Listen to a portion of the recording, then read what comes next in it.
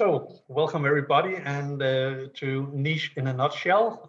This time on virtual presence, and with me today I have Rachel Cossar, and we're going to talk about her fascination on the topics of nonverbal, and especially in these times, virtual presence. So, first and foremost, thank you very much, Rachel, for joining us, and maybe you could give us a short introduction to who you are and what you're working with. Absolutely. Well, thank you. Thank you for having me. This is very exciting. I know we've tried to get this on the books for a while now, so better late than never, as they say. And yeah, so my background's a little bit unique in the sense that I grew up as a rhythmic gymnast in Canada and a ballet dancer. And so my whole life has very much been geared towards performance and not your typical performance of going on stage and singing or speaking and acting, but dancing and moving. And so my connection to movement and expression that really stems from an intention or a message you want to share with an audience, and then one that you express with every ounce of your physicality and being is a big part of who I am and the experience that I had growing up. So I retired from the ballet back in 2016. I had an injury, unfortunately, that just wasn't going away. So I retired and moved into, your traditional work experience. I started working at Harvard in fundraising and just noticed very quickly that people weren't really coming to the table as full physical beings. There was, there was great content coming out of their mouths, but their bodies were not fully aligned with what they were saying. And so, I thought, well, I feel like this presentation could be made a lot more interesting if people were really getting into it, and really, really getting behind what they were saying. And so I started digging into that a little bit and having some conversations. And one of the first conversations I had was with Amy Cuddy, who I connected with, and, she was a dancer herself. So there was that connection. And that was kind of when I was like, I think there is something here. I think there's value that I can bring from my very specific experience as a high level athlete and performer and make it valuable to people in the professional world, right? All the while focusing on the nonverbal communication science, which I dove into, and some of the body language metrics specifically. So when you talk about the body not being aligned with the words and the arguments they were making, are you talking about that not necessarily they said yes and then they shook their head, but more that there was not the alignment of energy and commitment to what was being said, so that the value of their words lost weight because of the non-reinforcement through the non-verbals? So both, right? There's both some very jarring contradictions between things we might say and things our body might do, right? When you're like, I'm really excited to be here. Yeah. Or, and things like that. And then more to the latter point where it's there's a feeling of disconnect, right? In maybe the authenticity. So someone hasn't really connected with what they're trying to convey or communicate fully. And so they're kind of going through the motions or reading through a script, but that intention is missing. And therefore, the power of that message really falls flat. And you see that a lot once people are in a position where they might be public speaking or presenting in front of a group or are not super confident in what they're sharing, right? And then even though what they're sharing might be very valid, the impact of it doesn't quite land because their bodies are sharing something very different with the audience. And it's so very interesting because we build so much of our assessment about whether or not to trust another person based on our belief in their nonverbals. So exactly as you say, my experience is also that we see these students or business people or managers making presentations where what they are saying is theoretical to an A+, but it is being perceived as a C or D, and the audience starts to become more critical towards that person, believing them less, not wanting to hear as much, not buying in on the ideas, losing interest. Yes, and I think it's so interesting. So one of the things that I find so interesting about nonverbal communication and body language specifically is that, like, we're not using words. So nonverbal communication is anything that communicates a message or that creates an impression or forms a perception without the use of words, right? Yep. So yes, it's body language, but it's also what we wear. It's, you know, the shoes that we're wearing, the accessories, how we do it's all kinds of things that we show up with, right, when we walk into a room or join a virtual meeting. Yeah.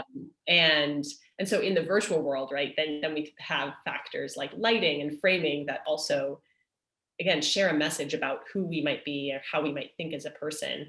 And these cues are very loud. They can be very loud, they can be very distracting, and they can completely override an otherwise very compelling message. Yeah, so one of the people, both of us probably know. I know him, and you probably also, Joe Navarro, one of the world's leading nonverbal experts. He talks about what he calls his curbside appeal. Whether or not you every now and then make a personal check to your own curbside appeal. You know, when you are selling your house, you should make a curbside appeal so that people driving by actually want to stop and look at your house. And sometimes we forget to actually make this curbside appeal check on ourselves. Also in virtual meetings, for instance, just to, well, what am I actually signaling? Am I signaling professionality, calmness, coolness,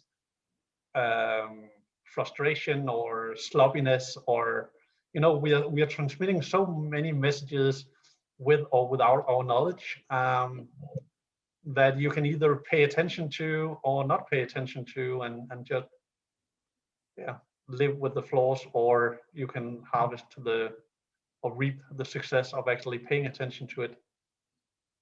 Yeah, exactly. I think you hit it right on the head when, you know, whether we like it or not, we're sending a message.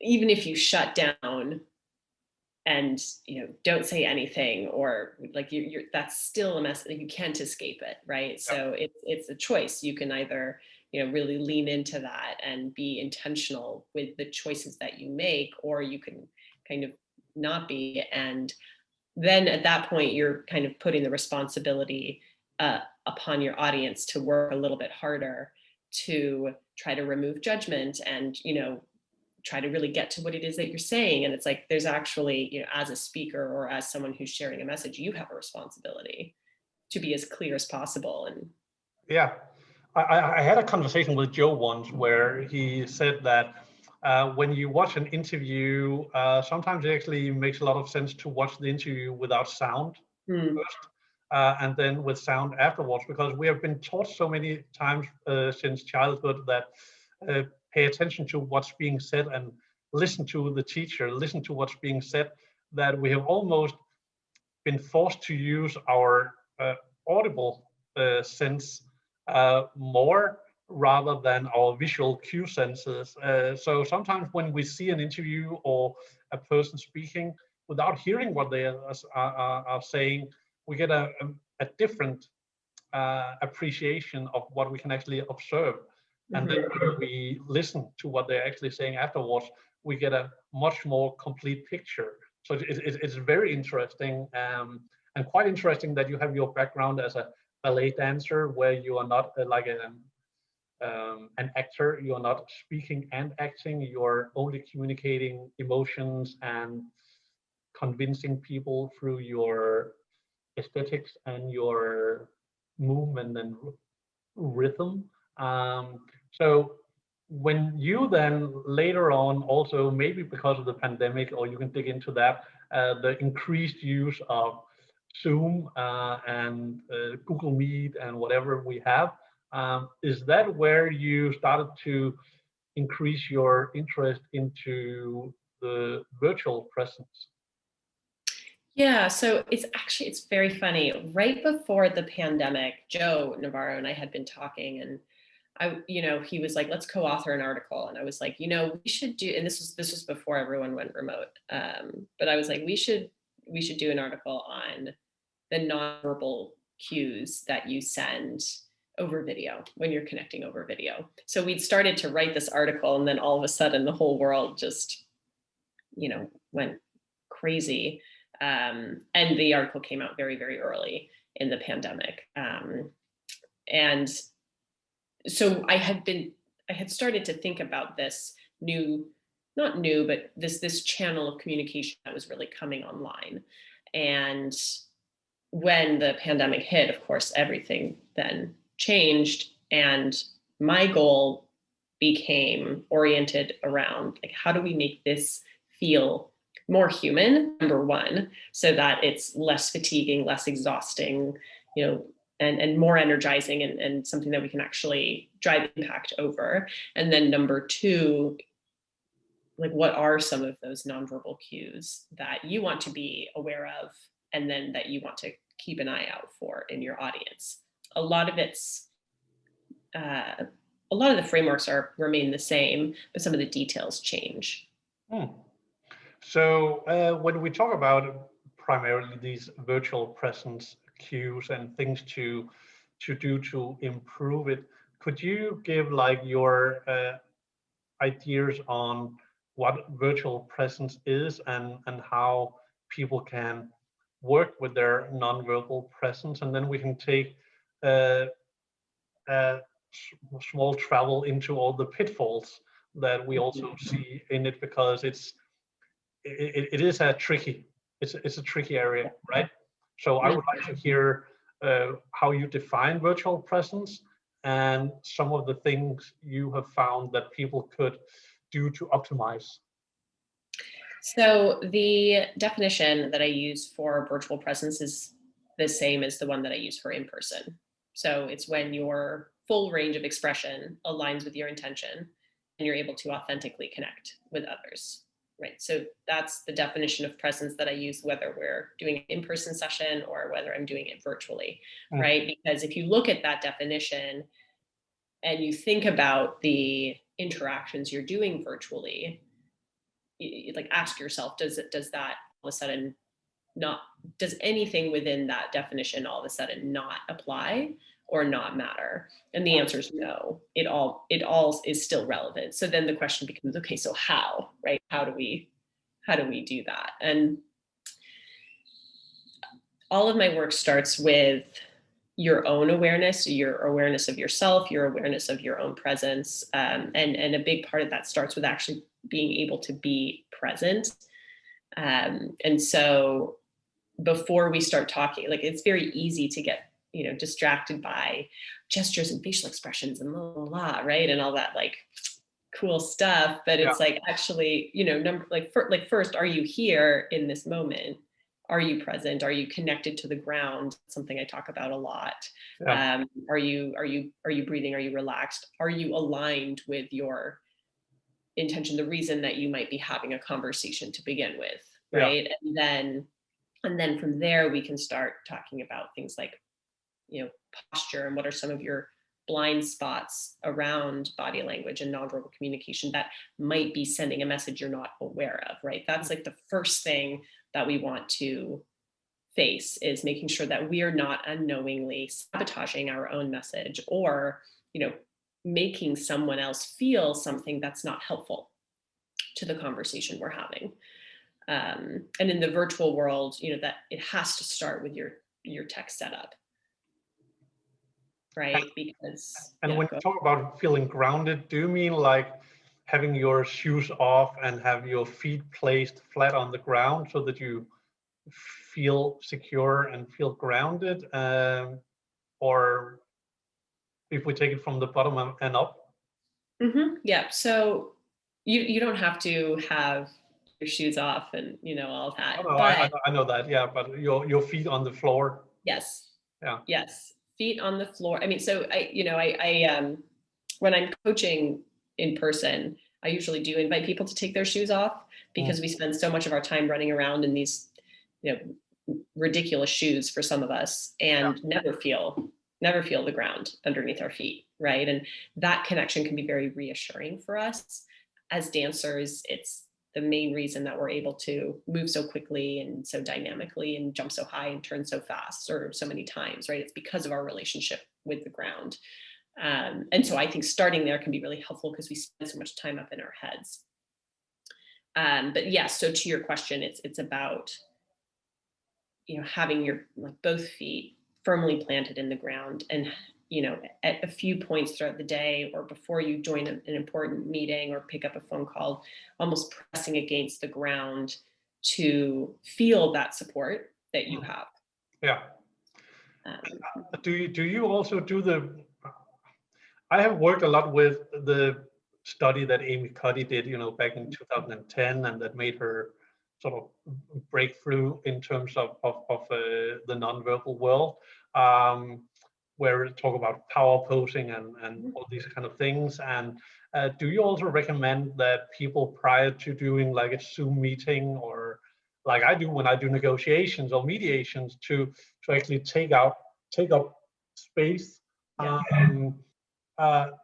in private, of course, and not in front of others, but hold a powerful position for like these 2 minutes, whatever. Don't be rigid, but just to do it, to get yourself aligned, get your hormonal balance into place, so that when you come off, you have a different energy, you have a different likability. Yeah, I think I think Amy's work is absolutely fantastic, and I think that it's very helpful for people because it provides a very simple framework to to build habit. I do work that's a little bit more movement oriented. So I personally won't stand in a power pose, but I will do some big stretches, or just like reach my arms up and open them up, or do some shoulder rolls, or because I think that circulation piece, getting the blood flowing, is a huge energizer. Yeah. And if you're holding on to anxiety or stress about something that's not going to serve you, like that needs to go somewhere. Right? It needs to move out of your system. And that can help with that, so that you can kind of flush it through, and then you feel really ready and prepared to walk in and be the authority that you are. Yeah. So instead of a pose, it's more like a confidence movement, or rhythmic confidence movement, that you get your system activated prior to the meeting or whatever you're going into.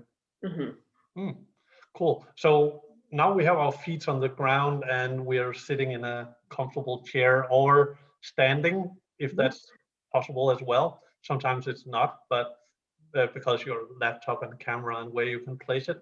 And so what else do you think that we need to be aware of, like in terms of the setting, before we get to the actual talk of how to act with your mimic or your presence? What about the setting? Yeah, so this is the most interesting thing, because none of us really signed up for this TV personality kind of world that we're living in now. Oh. But when it comes to setup, there are three things that you want to pay attention to. There's your lighting, there's your framing, and there's your background, right? And so lighting is, from a very basic perspective, you want to make sure that you as an individual are well lit. So you want to be in a well-lit room. That's true. You don't want any lighting sources behind you, because that might cause a backlit effect, which creates shadows, reduces the clarity of your image. So you want the light source to be behind your lens, right? If you have a ring light or something like that, that tends to work the best. So you want to make sure your lighting is even. If you have a window on one side and not on the other, all of a sudden it creates this either overexposed effect or very dramatic effect, which, again, maybe you're going for that, but if you're not, make sure that your lighting source is centered on your face. And then framing, again, you want to make sure it can be very awkward for people to reorient their relationship to the screen, right? We're used to having our laptop slightly below with our keypad, and we're looking down on the screen. But as soon as you're trying to connect with someone else, you have to lift the whole thing up so that you can look directly into the lens and connect with someone as an equal. Mm. I was connecting with someone. I mean, I see a lot of errors all the time. I was connecting with a salesperson the other day, and they were looking like down on their laptop, which made me feel like they were looking down on me. Yeah, yeah. And that's just not helpful, right? So there's like power dynamics that are somehow wrapped up in where we have our lens. And then finally, you just want your backdrop to be clean and simple. And, it doesn't have to be, I think it's nice when there are elements of art or flowers or color. That's great. But you just want to make sure it's not noisy or cluttered, or that you're kind of blending into the background. Yeah, so right now, for instance, I have these sort of LED lights in my ceiling, and that is actually behind me now. Would you recommend that I tried turning it off? So yeah, I would, because it's like an orb, and it does tend to kind of catch your eye. Yeah. I can just try to. Yeah, sure. Turn it off. Yeah. And then I also have my ring light, as I've been bragging about for a couple of weeks now in our communication. So I do have my ring light with strong light, warm light, blue light, neutral light, and right now I'm with the strong light, that is the very white ring. Some of the others, let me test it so we can actually have it here. So right now it is on full, the highest lighting it can be in the white circle, and now it is the blue circle. So I'm just letting the lens adjust, and now it is the warm light. And for some reason, I tend to like more to go with this one. That's the one that you had on first as well, right? So that's It's the classic white one. For some reason, I don't know. I've not committed firmly to it, because it's still a new thing to have a ring light for me, at least. But this has been my sort of go-to in the last 5 meetings I've had. So yeah, well, so it's interesting always to kind of do that play of light source, because so from my perspective, at least what I see, I would also agree that this option, the bright light, is the best for you. And again, it could change depending on what time of day it is for you, and if there are windows and what. So sometimes you do have to adjust these things. But the blue light was pretty dark, and immediately we lost some of that clarity. And then the warm light just gave you this kind of reddish orangish glow, which makes it look like you're almost like overheating. Yeah, exactly. So I think maybe it is also skin dependent. Some people have a skin where the warm light will make them look more brown and healthy-ish. Other people's skin might look more red and almost sick or tired. So it really comes down to maybe even the skin type, what kind of lighting will benefit you, rather than make some distractions by making you look in a way that you're not comfortable with. So when you talked about also the setting, and then we can also talk about the background, I think right now I'm not using the camera on my laptop because I find the quality it's a Lenovo. It's actually a quite expensive Lenovo ThinkPad, but for some reason the built-in cameras tend to be, I know it's different in Macs, but in the Lenovo, at least my Lenovo, the camera is not the best, I think.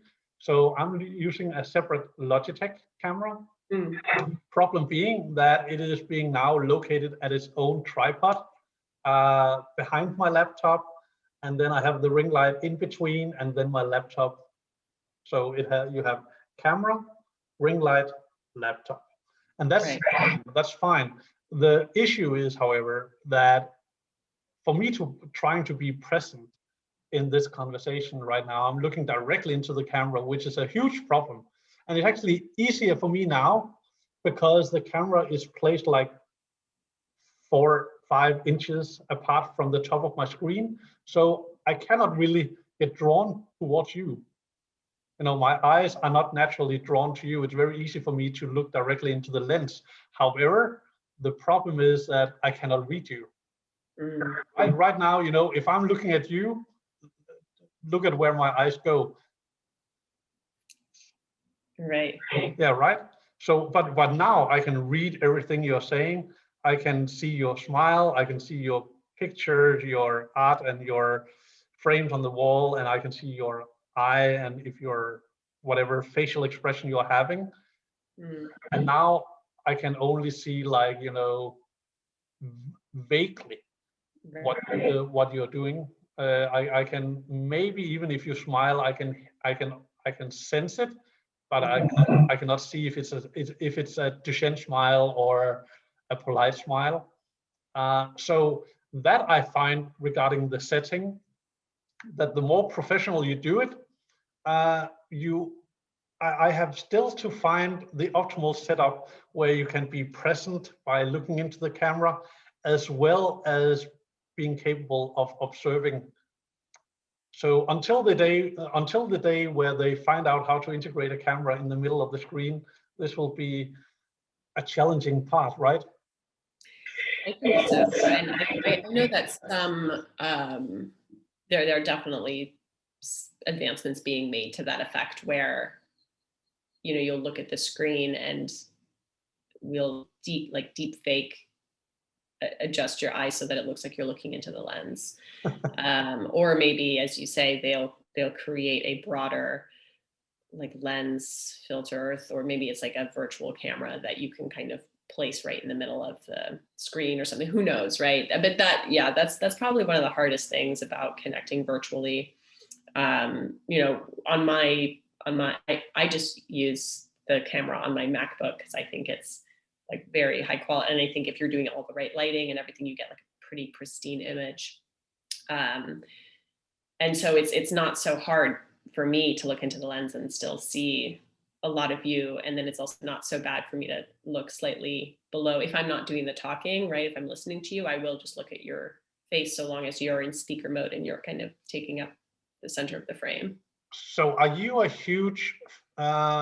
are you adamant about whether or not the camera should always be behind the ring light, or can it also be in front of the ring light? Because the reason I'm asking is I'm considering making my setup in a way where I will get my laptop higher up, and then I will actually place my camera on the tripod on the laptop, so that the camera will actually be in the middle, but I can still see you, so that I'm looking directly into the camera, and at the same time I can see you and read you and stuff like that. So do you have a firm rule about whether or not the ring light shall always be behind in front of the camera, etc.?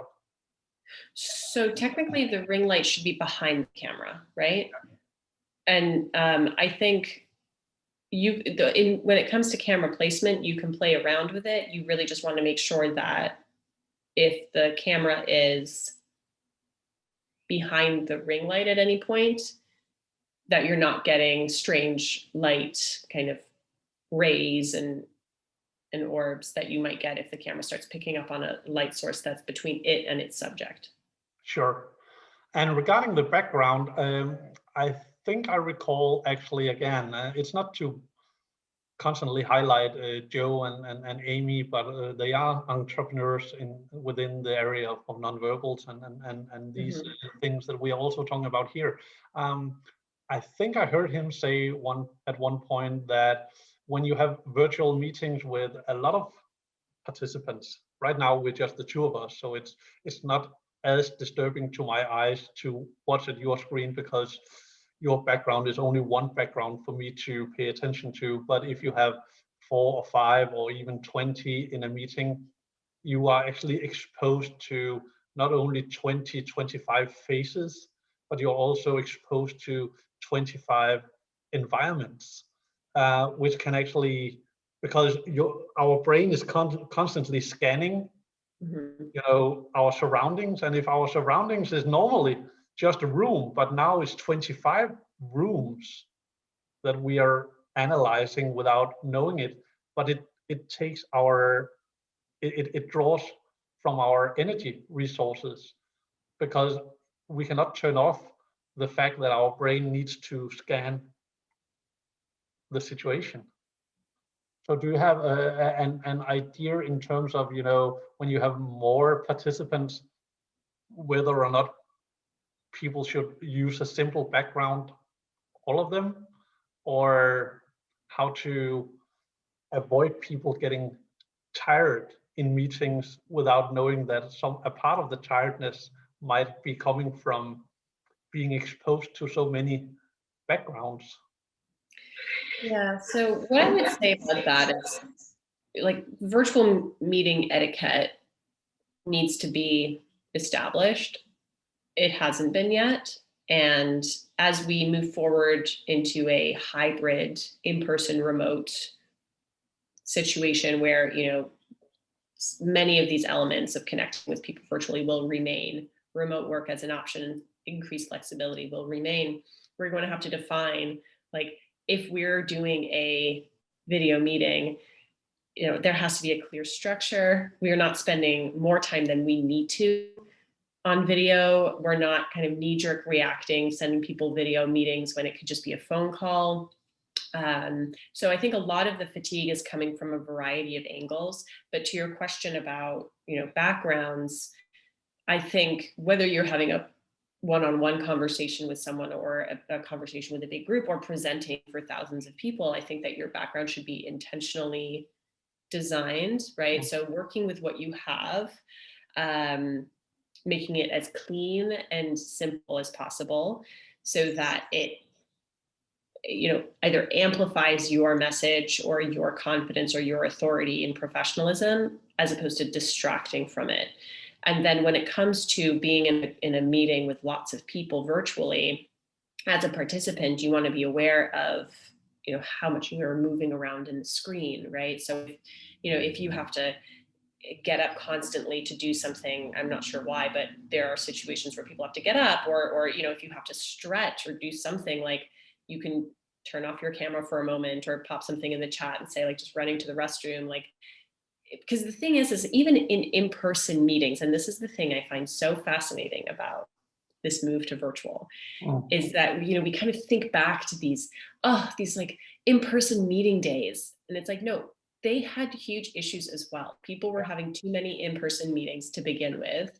And those meetings were run ineffectively. And people were, getting up and leaving and distracting others all the time, like on their phone. Like, we've never really had great meeting etiquette. And so now we have to, because if we don't define that, if we don't provide people with the skills and the training to be aware and focused and energized on video, then it's not really going to work. And how about the framing? Are we, the two of us, taking up the correct amount of space in the frame in terms of distance to camera and air on the side of us? Yeah. Maybe even depth. You have a shorter depth in your setting than I have, because I'm sitting in my living room. So I'm sitting with my office desk, but I have a deep living room. But apart from the 3D effect, do we have like the correct amount of spacing? Yeah, so when it comes to framing, the things you want to pay attention to, you don't want to be too close to the screen with your face, right? Because it gets very intense and awkward, right? I just wrote an article about it. It's like, you have to still maintain spatial awareness on video. You can't get too close because it gets very uncomfortable for people. So you want to maintain a good amount of space. You want to actually, the other issue that I see a lot is frequently people will have just too much headroom, so too much negative space between the top of their head, right? Because they're trying to center their face in the middle of the screen. But what that then does is we lose like all of your gestures, right? And what's beautiful about the way you've set yourself up is that, you know, I get to see your hands. And it's not hard for you to be like, oh, you know, and all of a sudden our hands are such an indication of our humanity. And they're also a big part of how we really start to build trust and relationships with people, right? Because we want to know you're not holding anything. We want to know you're not distracted. We want to know that you are willing and open to help, or that you're very clear. You know, these are these nonverbal cues that we're picking up on constantly. And if you can't see that because you're improperly framed, right, then we have a problem. And what are you sitting on? I know sometimes we recommend people to be standing, but a lot of people find that uncomfortable and weird, because even, you know, in in-person meetings, some organizations, they were testing standing meetings in order to make the meeting shorter, et cetera, et cetera. I don't think it ever really caught on, because people find it a bit awkward. But right now, for instance, I'm sitting in a chair that can turn and has a high back. So I can lean back and sit like this, or I can lean forward and be like this. I haven't seen the back of your chair. Is it lower back chair, or what are you sitting at? Yeah, this is a pretty low backed chair. I like the clean look of being able to see it, you know, your whole upper body without, you know, sometimes when those chairs come up and are a big cushion, or and it's just kind of like, just again, it's distracting. It takes away from the aesthetic of a human being.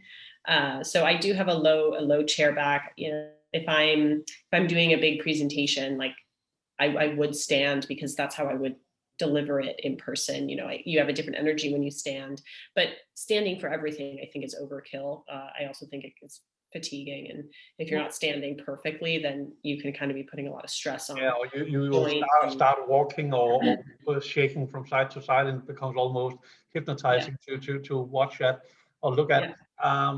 The thing we didn't address regarding the ring light, and I think we have a couple of minutes left, maybe 5, but the thing we didn't address regarding the ring light is that if you wear glasses, it can be an issue, right? Because you get these circles in the glasses, and reflection in general. For instance, I have my flat screen TV over here, and it has a reflection. It's not completely distracting because it's so far away, but it is something to be mindful of. Again, not as a huge mistake, but just as a smaller tweak that we could at least improve on if we wanted to, right? Yeah, the glasses thing is a challenge. I think, you know, it's all about testing around different angles with your lighting, and finding something that works. Actually, there's a new video interview that I did with HBR that'll be coming out soon, or maybe by the time this comes out, it'll already have come out. But we Christine, the interviewer, she was having that issue with her ring light and her glasses. So we spent some time like trying to figure out how to make it so that she still got the benefit of the ring light without it reflecting in her glasses in a way that was, again, didn't allow me to see her eyes. You know, and in the same way that we want people to see our hands, we want people to be able to see our eyes. So yeah, you have to kind of play around with that. I think there are some glasses you can get that reduce the glare, that can be helpful. But again, that's kind of one of those things that's a little tricky right now. And then we talked about setting, background, lighting, and then the actual presence. How do you, or the 3 best tips from you to be more present? Now we have the setting, now we have the lighting, now we have the background in place.